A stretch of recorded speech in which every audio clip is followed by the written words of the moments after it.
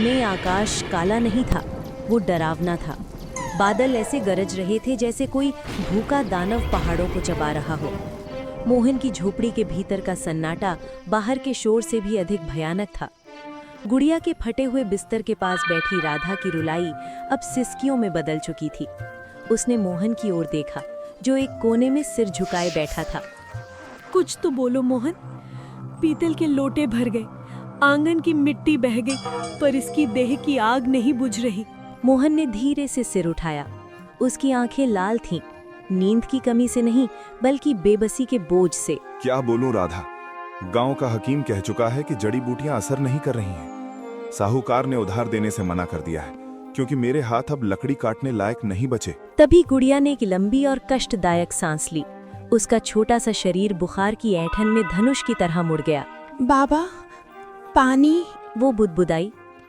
मोहन झपट कर उसके पास पहुंचा। उसने मिट्टी के कुल्हड़ से पानी पिलाना चाहा, पर गुड़िया के होंठ इतने सूखे थे कि पानी की बूंदें वहीं जम गई।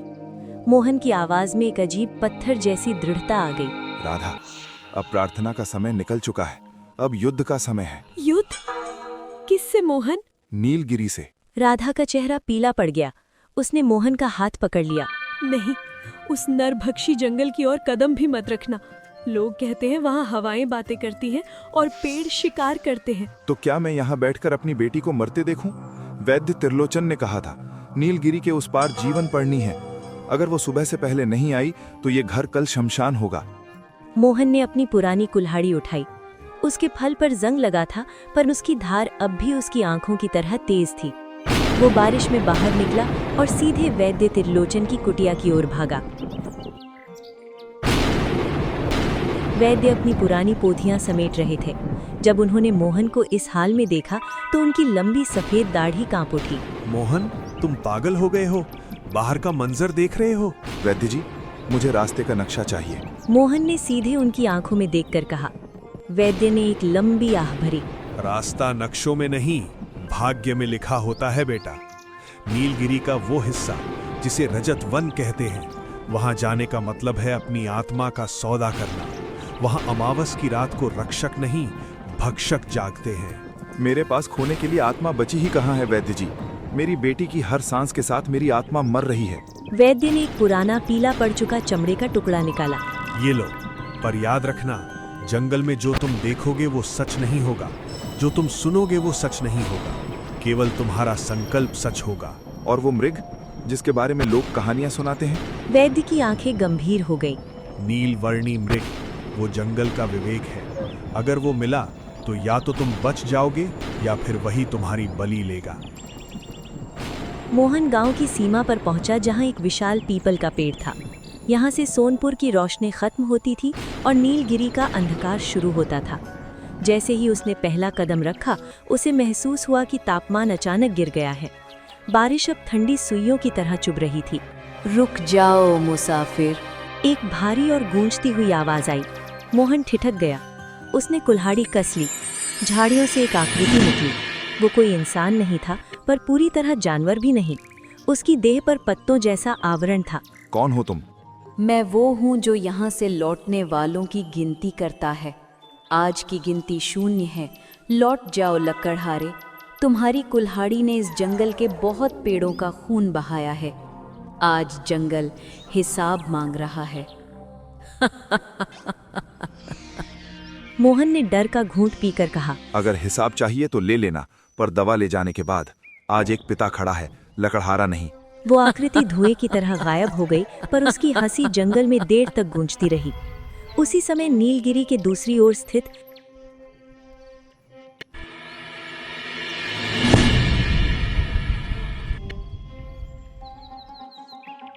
चंद्रगढ़ के वैभवशाली महल में सन्नाटा था। राजा अजयवीर अपने इकलौते पुत्र के शव के समान पड़े शरीर को देख रहे थे। महाराज, वैद्य हार चुके हैं। अब केवल कालाग्नि ही कुछ कर सकते हैं। कालाग्नि, एक तांत्रिक जिसके बारे में कहा जाता था कि उसने शमशान की राख से अपनी आयु बढ़ाई थी। वो दरबार में दाखिल हुआ।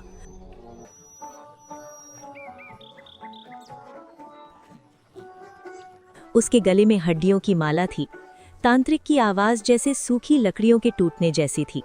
महाराज, राजकुमार पर किसी बीमारी का साया नहीं, बल्कि एक प्राचीन श्राप है। नीलगिरी के रजत वृक्ष का फल ही इन्हें बचा सकता है। राजा व्याकुल थे। जो चाहिए ले लो, पर मेरे पुत्र को बचा लो। फल मुफ्त नहीं मिलता महाराज। उस वृक्ष को काटने के लिए एक ऐसे मनुष्य का रक्त चाहिए जो शुद्ध प्रेम के लिए वहां आया हो। संयोग देखिए, आज रात एक ऐसा ही व्यक्ति जंगल में प्रवेश कर चुका है। मंत्री और तांत्रिक की आंखों में एक क्रूर चमक थी। उन्होंने राजा के पुत्र के बहाने अपनी अमरता का खेल शुरू कर दिया था। मोहन जंगल के उस हिस्से में पहुंच चुका था जहां रोशनी का नामो निशान नहीं था। यहाँ के पेड़ साधारण नहीं थे, उनकी जड़ें जमीन के ऊपर सांपों की तरह लिपटी हुई थीं। हर बार जब मोहन का पैर किसी जड़ पर पड़ता, उसे ऐसा लगता जैसे कोई जीवित प्राणी का राह उठा हो। तभी अचानक कानों में एक मधुर आवाज गूंजी। मोहन, घर लौटाओ, देखो गुड़िया ठीक हो गई है। मोहन ठिठक गया। ये राधा की आवाज थी। उसने पीछे मुड़कर देखा, दूर कहीं एक धुंधली रोशनी में राधा खड़ी थी। उसके हाथ में जलता हुआ दिया था और गुड़िया उसके आंचल से लिपटी हंस रही थी। राधा, तुम यहाँ कैसे? मोहन के कदम डगमगाए। वैद्य जी ने चमत्कार कर दिया मोहन, अब उस खौफनाक जंगल में मत जाओ, लौट आओ। राधा की आवाज में एक असीम शांति थी। मोहन का मन हुआ कि दौड़कर उन्हें गले लगा ले। वो 2 कदम पीछे हटा ही था कि उसे वैद्य त्रिलोचन की बात याद आई। जंगल में जो देखोगे वो सच नहीं होगा। उसने अपनी आंखें बंद की और जमीन की मिट्टी को छुआ। मिट्टी ठंडी और गीली थी, जबकि सामने दिख रहे दृश्य में शुष्टता थी। मोहन ने अपनी कुल्हाड़ी के हत्थे को कसकर दबाया और चीखा, तुम मेरी राधा नहीं हो। मेरी राधा इस समय अपनी बेटी के सिरहाने बैठकर आंसू बहा रही होगी। वो मुझे बीच राह से लौटने को कभी नहीं कहेगी। जैसे ही उसने ये कहा, सामने का दृश्य जलते हुए कागज की तरह राख हो गया। वहाँ केवल एक बूढ़ा टेढ़ा मेढ़ा पेड़ खड़ा था, जिसकी टहनियाँ कंकाल जैसी लग रही थीं। जंगल की खामोशी को चीरती हुई एक धीमी गूंज सुनाई दी, जैसे हजारों पायलें एक साथ बज रही हों। तभी झाड़ियों के पीछे से एक नीली आभा उभरी। वो वही मृग था। उसकी देह नीलम जैसी चमक रही थी और सींगों पर ओस की बूंदें मोतियों की तरह जड़ित थीं। उसकी आंखें किसी मनुष्य जैसी गहरी और समझदार थीं। मृग ने कहा, लकड़हारे, तुमने पहली परीक्षा पार कर ली। मोह की माया को काटना सबसे कठिन होता है, पर क्या तुम जानते हो कि तुम जहाँ जा रहे हो वहाँ दवा से पहले मौत खड़ी है? मोहन ने कुल्हाड़ी नीचे टिका दी और हाँफते हुए बोला, मौत तो पीछे गांव में भी खड़ी है मेरी बच्ची के सिरहाने। आप कौन हैं? क्या आप ही इस जंगल के देवता हैं? मृग अपनी जगह से हिला नहीं। मैं केवल एक गवाह हूँ, सदियों से यहाँ होने वाले पापों और पुण्यों का गवाह। मोहन, जिस जीवन पढ़ने की तुम्हें तलाश है वो उस पर्वत की चोटी पर है जहाँ रजत वृक्ष उगता है। पर याद रखना, उस वृक्ष तक पहुँचने का मार्ग रक्त से सिंचित है। मैं अपना लहू देने को तैयार हूँ। लहू देना आसान है मोहन, पर किसी निर्दोष की बलि को रोकना कठिन।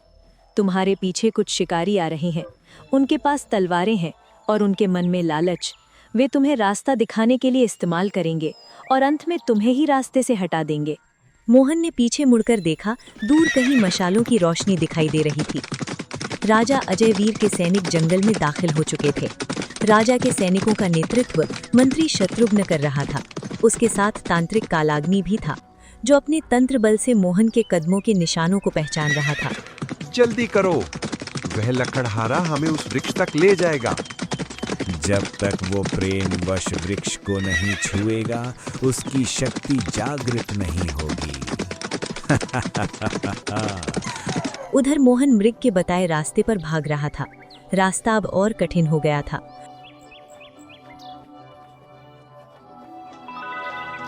उसे एक विशाल खाई को पार करना था, जिसके नीचे काले पानी की नदी उफन रही थी। खाई के ऊपर एक पुराना लकड़ी का पुल था जो सड़ चुका था। बाबा, बचाओ। मोहन को फिर से अपनी बेटी की आवाज सुनाई दी। इस बार आवाज नीचे खाई से आ रही थी। उसने नीचे झांका तो उसे दिखा कि गुड़िया काले पानी के भंवर में फंस रही है। उसका कलेजा मुंह को आ गया। गुड़िया, मैं आ रहा हूँ।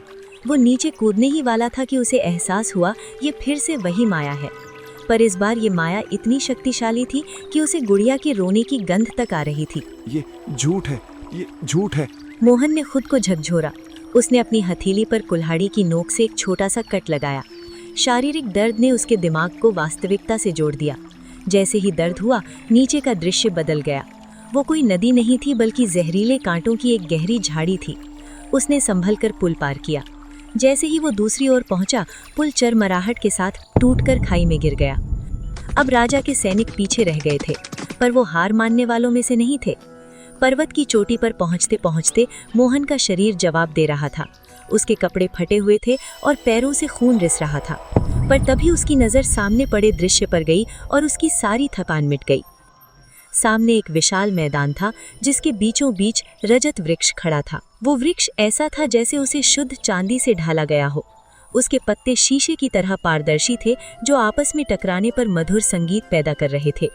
वृक्ष के चारों ओर एक अलौकिक नीली धुंध छाई हुई थी, और उसी वृक्ष की जड़ों के पास उगी हुई थी जीवन पर्णी, चमकती हुई हरी पत्तियां जो इस अंधेरे में भी सूरज की तरह दमक रही थीं। जैसे ही मोहन उसकी ओर बढ़ा, एक भयानक गर्जना हुई। जमीन से धुआं उठा और एक विशाल साया बनकर सामने खड़ा हो गया। ये वनदेव कालेश्वर का रक्षक रूप था। रुक जा मानव, इस वृक्ष को छूने का साहस केवल वही कर सकता है जिसने कभी किसी जीवित वस्तु को हानि न पहुंचाई हो। तू तो लकड़हारा है, तेरे हाथों पर हजारों पेड़ों का श्राप है। मोहन घुटनों के बल गिर पड़ा। हाँ, मैं पापी हूँ। मैंने अपनी आजीविका के लिए वन को काटा है, पर आज मैं यहाँ लेने नहीं, मांगने आया हूँ। अगर आप चाहें तो मेरी जान ले लें, पर इस बच्ची के लिए दवा दे दें। कालेश्वर का साया और बड़ा हो गया। बलिदान के बिना न्याय नहीं होता मोहन। तुझे इस वृक्ष को अपनी कुल्हाड़ी से एक वार करना होगा। यदि तेरा उद्देश्य पवित्र हुआ तो अमृत निकलेगा। यदि मन में लेश मात्र भी स्वार्थ हुआ तो तू पत्थर का बन जाएगा। मोहन ने कांपते हाथों से कुल्हाड़ी उठाई। वो वृक्ष को चोट नहीं पहुंचाना चाहता था, पर गुड़िया का चेहरा उसकी आंखों के सामने घूम गया। तभी पीछे से एक तीर आया और मोहन के कंधे में लगा। हाथ मत लगाना लकड़हारे, ये वृक्ष अब राजा अजयवीर का है। मंत्री शत्रुघ्न अपने सैनिकों के साथ ऊपर पहुंच चुका था। मोहन कंधे के दर्द से तड़प उठा। सैनिक उसे घेर चुके थे। तांत्रिक कालाग्नि आगे बढ़ा और नीचता से हंसा। मूर्ख लकड़हारे, तूने हमारे लिए रास्ता साफ किया। अब तू मरेगा और इस वृक्ष का रक्त हमें अमर बनाएगा। राजा अजयवीर भी वहां पहुंच गए थे। उनकी आंखों में पुत्र का मोह था, पर विवेक मर चुका था। मोहन, पीछे हट जाओ, हमें केवल ये वृक्ष चाहिए। मोहन ने दांत पीस कर तीर निकाला। उसके अंदर का डर अब गुस्से में बदल गया था। महाराज, ये जंगल राजाओं की जागीर नहीं है, ये उन लोगों का है जो इसे प्यार करते हैं। आप यहाँ अमर होने आए हैं, मैं यहाँ अपनी बेटी को बचाने आया हूँ। देखते हैं जंगल किसका साथ देता है। मोहन ने पूरी शक्ति से कुल्हाड़ी घुमाई और रजत वृक्ष की जड़ के पास एक वार किया। जैसे ही मोहन की कुल्हाड़ी रजत वृक्ष की छाल से टकराई, वह धातु के लकड़ी से टकराने की आवाज नहीं थी। वह ऐसी गूंज थी जैसे किसी मंदिर का विशाल घंटा बजा हो। वृक्ष से निकलने वाला प्रकाश इतना तीव्र था कि मंत्री शत्रुघ्न और उसके सैनिक अपनी आंखें मलते हुए पीछे हट गए। प्रकाश के उस पुंज के बीच से एक आकृति उभरी। वह स्त्री अत्यंत सुंदर थी, पर उसकी आंखों में सदियों का क्रोध और करुणा एक साथ समाहित थी। उसका शरीर पारदर्शी था, मानो वो प्रकाश और ओस से बनी हो। किसने मुझे मेरी निद्रा से जगाया? उसकी आवाज पहाड़ियों में संगीत की तरह गूंजी, पर उसमें एक चेतावनी भी थी। तांत्रिक कालाग्नि, जो अब तक अंधेरे का स्वामी बना फिर रहा था, घुटनों के बल गिर पड़ा। देवी, मैं कालाग्नि हूँ। मैंने आपको मुक्त करने के लिए इस बलि को यहाँ लाया है। अब मुझे अमरता का वरदान दें। अप्सरा चित्रांगदा रजित वृक्ष की रूह ने तांत्रिक की ओर घृणा से देखा। लालच की गंध हवा को जहरीला बना रही है। तुम अमरता मांगते हो, जबकि तुम्हारा हृदय सड़ चुका है। फिर उसने मोहन की ओर देखा, जो जमीन पर गिरकर कराह रहा था। उसका हाथ अब भी कुल्हाड़ी पर था। और तुम लकड़हारे, तुमने इस पवित्र देह पर प्रहार किया। मोहन ने बड़ी मुश्किल से नजरें उठाईं। देवी, मैं अपराधी हूँ, पर मेरे पास और कोई मार्ग नहीं था। मेरी बेटी मृत्यु की दहलीज पर है। मुझे ना अमरता चाहिए न सोना। मुझे बस उस जीवन पर्णी की एक पत्ती चाहिए, जिससे मेरी पुत्री को जीवन दान मिल सके और वो स्वस्थ हो जाए। मुझ पर इतनी कृपा कीजिए। चित्रांगदा कुछ पल मौन रही। जीवन पर्णी प्रेम से पल्लवित होती है, लहू से नहीं। पर तुम्हारे प्रहार ने वृक्ष को नहीं बल्कि उस श्राप को चोट पहुंचाई है जिसने मुझे यहाँ कैद कर रखा था। मंत्री शत्रुघ्न ने देखा कि अवसर हाथ से निकल रहा है। उसने अपनी तलवार म्यान से निकाली और कहा, अमरता मिले ना मिले, ये खजाना और ये जादुई जड़ी बूटी राजा की होगी। सैनिकों, इस लकड़हारे को खत्म कर दो और वो पौधा उखाड़ लो। सैनिकों ने मोहन पर हमला कर दिया। मोहन घायल था, पर वो एक पिता था। उसने अपनी कुल्हाड़ी उठाई और एक घायल शेर की तरह दहाड़ा। जब तक मेरी सांस चलेगी तुम इस दवा को छू भी नहीं पाओगे। मोहन चिल्लाया। जंगल में लोहे से लोहा टकराने लगा। मोहन ने अपनी पूरी जिंदगी लकड़ी काटने में बिताई थी। उसकी भुजाओं में गजब की ताकत थी।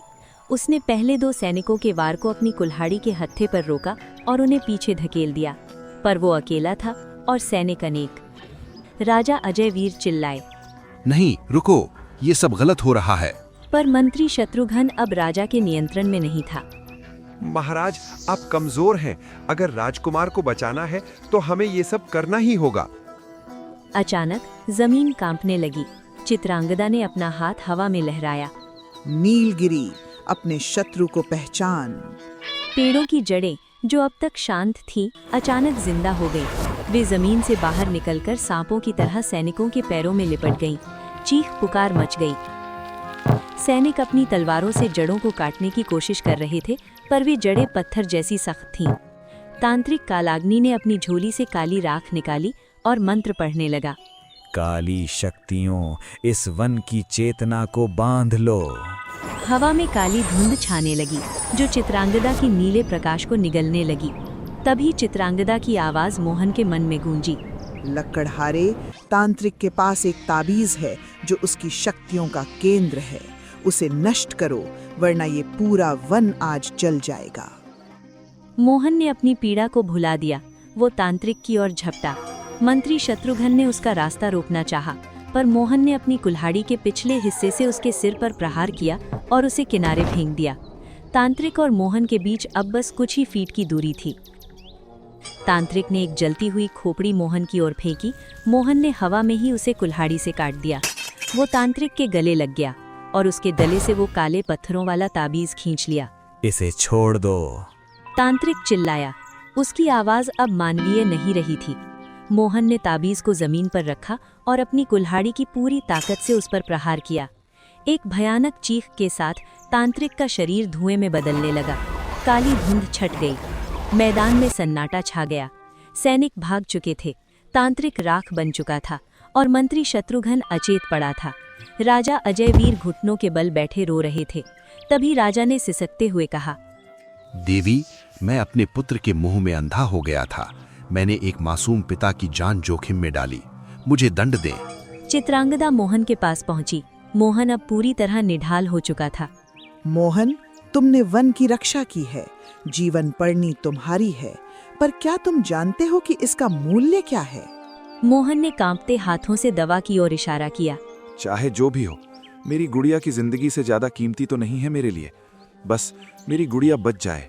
चित्रांगदा ने एक गहरी सांस ली। ये जड़ी बूटी केवल एक ही जीवन को पूर्ण रूप से स्वस्थ कर सकती है, पर तुम्हारे घाव गहरे हैं। अगर तुम इसे अपनी बेटी को देते हो तो तुम इस वन का हिस्सा बन जाओगे। तुम कभी अपने घर नहीं लौट पाओगे। तुम्हें वन रक्षक बनकर यहाँ सदा के लिए रहना होगा। मोहन की आंखों में आंसू आ गए। उसे राधा का चेहरा याद आया, उसकी हंसी, उसका इंतजार।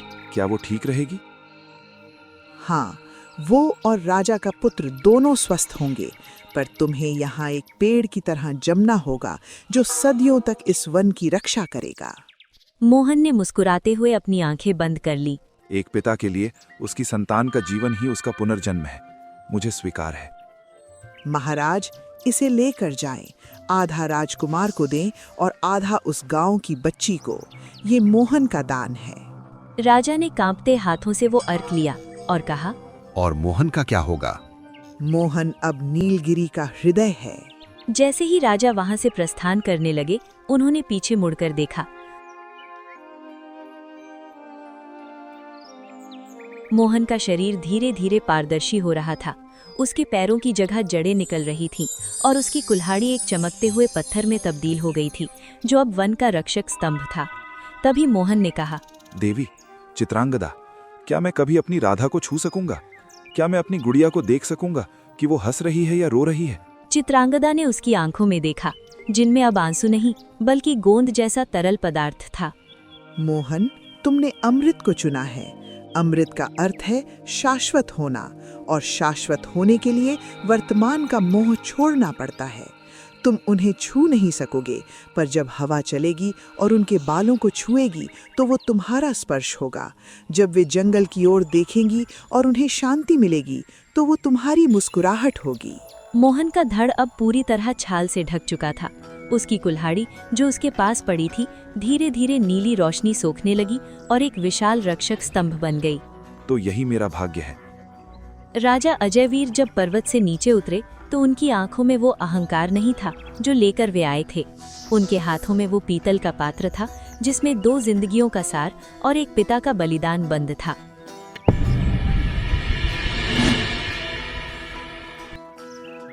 महल पहुंचते ही उन्होंने आधा अर्घ राजकुमार को पिलारा। राजकुमार की नीली पड़ चुकी शिराएं फिर से लाल होने लगी और उसने गहरी नींद के बाद आंखें खोल दी। रानी यशोदा खुशी से बिलख पड़ी, पर राजा की आत्मा अब भी सोनपुर की उस झोपड़ी में अटकी थी। तभी राजा ने सैनिकों को आदेश दिया, मंत्री को कारागार में डाल दो और मेरे रथ को अभी तैयार करो। हमें अभी ही सोनपुर की ओर जाना है।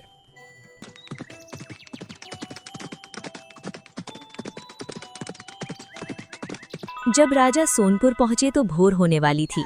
मोहन की झोपड़ी के बाहर राधा अब भी उसी जगह बैठी थी जहां मोहन उसे छोड़कर गया था। वो पत्थर की मूरत बन चुकी थी। राजा ने पात्र राधा की ओर बढ़ाया। ये लो देवी, तुम्हारे पति ने पूरे नीलगिरी को जीत लिया है। ये तुम्हारी बेटी का जीवन है। सोनपुर में गुड़िया तो ठीक हो गई,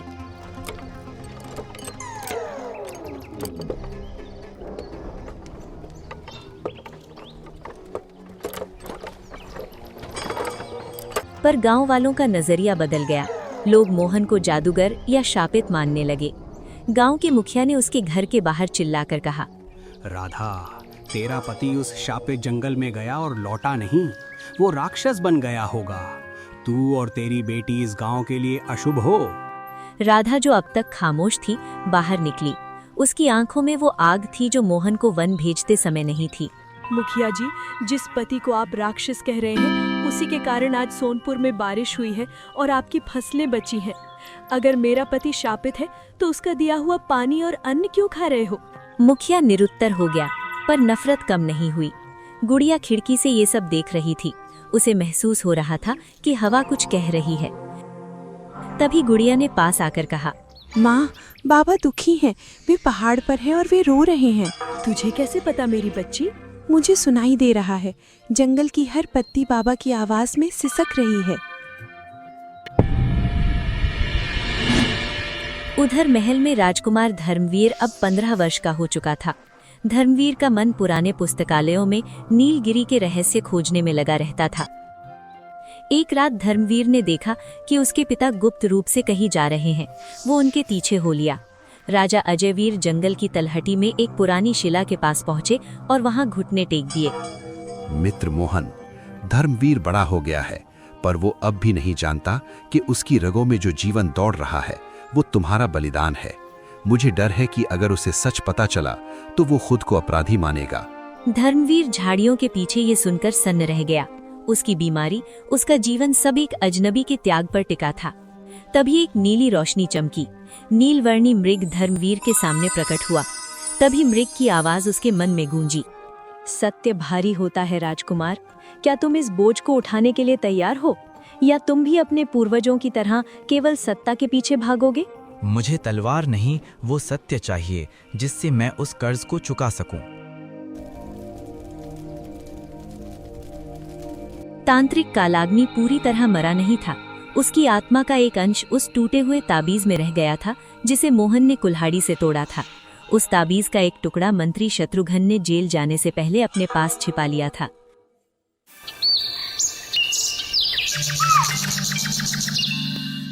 एक सुबह जब गुड़िया जंगल के किनारे जड़ी बूटियां इकट्ठा कर रही थी, उसने एक घायल हिरण को देखा। उसके पैर में लोहे का जाल फंसा था। वो उसे निकालने की कोशिश कर रही थी कि तभी एक युवक वहां पहुंचा। वो धर्मवीर था। सावधान, ये जाल जहरीला हो सकता है। गुड़िया ने सिर उठाकर देखा। जहर केवल लोहे में होता है, हृदय में नहीं। अगर आप मदद नहीं कर सकते तो बाधा मत बनिए। धर्मवीर उसकी निर्भीकता देख प्रभावित हुआ। उसने अपनी छोटी कटार निकाली और बड़ी कुशलता से जाल काट दिया। तुम साधारण गांव वाली नहीं लगती। और आप साधारण शिकारी नहीं लगते। आपके कपड़ों पर राजसी सुगंध है, पर आपकी आंखों में पश्चाताप है। पश्चाताप? तुम्हें कैसे पता? जंगल झूठ नहीं बोलता। आप उस राजा के बेटे हैं जिसने मेरे बाबा को मुझसे छीना है ना? दोनों के बीच एक लंबा सन्नाटा छा गया। वो नफरत का सन्नाटा नहीं था, बल्कि दो ऐसी आत्माओं का मिलन था जो एक ही कहानी के दो अलग अलग सिलों पर खड़ी थीं। अचानक आकाश काला पड़ गया। ये सामान्य बारिश के बादल नहीं थे, ये कालाग्नि का काला धुआं था। जंगल के जानवर डरकर भागने लगे। गुड़िया ने पहाड़ की ओर देखते हुए कहा, वे आ रहे हैं। कौन आ रहे हैं? अतीत के साए। बाबा खतरे में हैं, पहाड़ की चोटी पर। गुड़िया ने उसका हाथ पकड़ा। धर्मवीर, तुम्हें मेरे साथ ऊपर आना होगा। राजा का रक्त और लकड़हारे का साहस, जब ये दोनों मिलेंगे तभी ये श्राप टूटेगा। नीलगिरी के शिखर पर हवाओं ने अपनी दिशा बदल ली थी। तांत्रिक कालाग्नि की आत्मा, जो अब एक विशाल काली छाया का रूप ले चुकी थी, मोहन के वृक्ष रूपी शरीर के चारों ओर लिपटने लगी। वो मोहन के मन में कड़वाहट भरने की कोशिश कर रही थी। तभी कालाग्नि की आवाज गूंजी, देख मोहन, जिस बेटी के लिए तूने अपनी देह त्याग दी, वो आज उसी राजा के पुत्र के साथ खड़ी है जिसने तुझे धोखा दिया। क्या यही तेरा न्याय है? मोहन के वृक्ष रूपी शरीर से एक गहरी कराह निकली। पत्तों का संगीत अब विलाप में बदल गया था। उसकी जड़ें ढीली पड़ने लगी और धरती फटने लगी। नीचे घाटी में गुड़िया और धर्मवीर पर्वत की खड़ी चढ़ाई चढ़ रहे थे। तांत्रिक की काली शक्तियों ने मार्ग में हजारों बाधाएं खड़ी की थीं। पत्थरों की बारिश हो रही थी और झाड़ियां कांटों के जाल में बदल गई थीं। रुकना मत, गुड़िया चिल्लाई। धर्मवीर, अगर आज बाबा का विश्वास टूट गया तो नीलगिरी का अस्तित्व समाप्त हो जाएगा। धर्मवीर ने अपने राजसी वैभव को त्याग दिया था। उसके हाथ लहूलुहान थे, पर उसकी आंखों में वही चमक थी जो कभी मोहन की आंखों में थी। गुड़िया, मेरे पिता ने जो पाप किया, मैं उसका प्रायश्चित अपने प्राण देकर भी करूंगा। तभी उनके सामने मंत्री शत्रुघ्न का साया प्रकट हुआ। वो अब पूरी तरह कालाग्नि के वश में था। राजकुमार, पीछे हट जाओ, ये वन अब अंधकार का है। धर्मवीर ने अपनी तलवार निकाली, पर गुड़ियों ने उसे रोक दिया। उसने अपनी हथेली से मिट्टी उठाई और एक प्राचीन मंत्र बुदबुदाया जो उसे हवाओं ने सिखाया था। मिट्टी से एक सुनहरी रोशनी निकली और शत्रुघ्न का साया धुएं में विलीन हो गया। जब वे शिखर पर पहुंचे तो दृश्य भयावह था। मोहन का वृक्ष रूपी शरीर काला पड़ रहा था। रजत वृक्ष की पत्तियां गिरने लगी थीं। गुड़िया चीखी और जाकर उस काले पड़ते तने से लिपट गई। बाबा, बाबा, मैं आ गई हूँ। आपका बलिदान व्यर्थ नहीं गया। देखिए, मनुष्य और वन आज एक साथ खड़े हैं। कालाग्नि हंसा। बहुत देर हो चुकी है। लकड़हारे का हृदय टूट चुका है। अब ये वन मेरा सिंहासन बनेगा। तभी धर्मवीर आगे बढ़ा। उसने अपनी तलवार की धार पर अपना अंगूठा चलाया और अपना रक्त मोहन की जड़ों पर अर्पित कर दिया। हे वनदेव, ये रक्त उस राजा के वंश का है जिसने ऋण लिया था। आज मैं ये रक्त अर्पण करता हूँ ताकि ये संधि हमेशा के लिए अमर हो जाए। राजा का कर्तव्य और रक्षक का त्याग एक हो जाए। जैसे ही धर्मवीर का रक्त और गुड़िया के आंसू जड़ों में मिले, एक अद्भुत चमत्कार हुआ। रजत वृक्ष से एक ऐसी धवल रोशनी निकली जिसने काली छाया को चीर दिया। तांत्रिक कालाग्नि की आत्मा तड़पने लगी। चित्रांगदा प्रकट हुई। अब उसकी देह पूर्णतः प्रकाशमान थी। आज परीक्षा समाप्त हुई। मोहन, तुम्हारा प्रेम जीत गया। धर्मवीर, तुम्हारा प्रायश्चित सफल हुआ। चित्रांगदा ने अपना हाथ उठाया और तांत्रिक की बची कुची राख को हवा में उड़ा दिया। वो सदा के लिए शांत हो गया। धुंध छटी। सुबह की पहली किरण नीलगिरी पर पड़ी। मोहन अब एक पूर्णतः दिव्य वृक्ष बन चुका था, जिसकी जड़ें अब सोने की तरह चमक रही थीं। मोहन की आवाज अब हवा की मंद लहर जैसी थी। गुड़िया, तूने आज मुझे बचा लिया। धर्मवीर अब इस वन का भाई है। जाओ और दुनिया को बताओ कि मनुष्य और प्रकृति अलग नहीं है। धर्मवीर और गुड़िया ने एक दूसरे का हाथ थामा। उन्होंने तय किया कि वो महल में नहीं, बल्कि नीलगिरी की तलहटी में एक नया नगर बसाएंगे, जहां कोई राजा नहीं होगा, केवल वन पुत्र होंगे।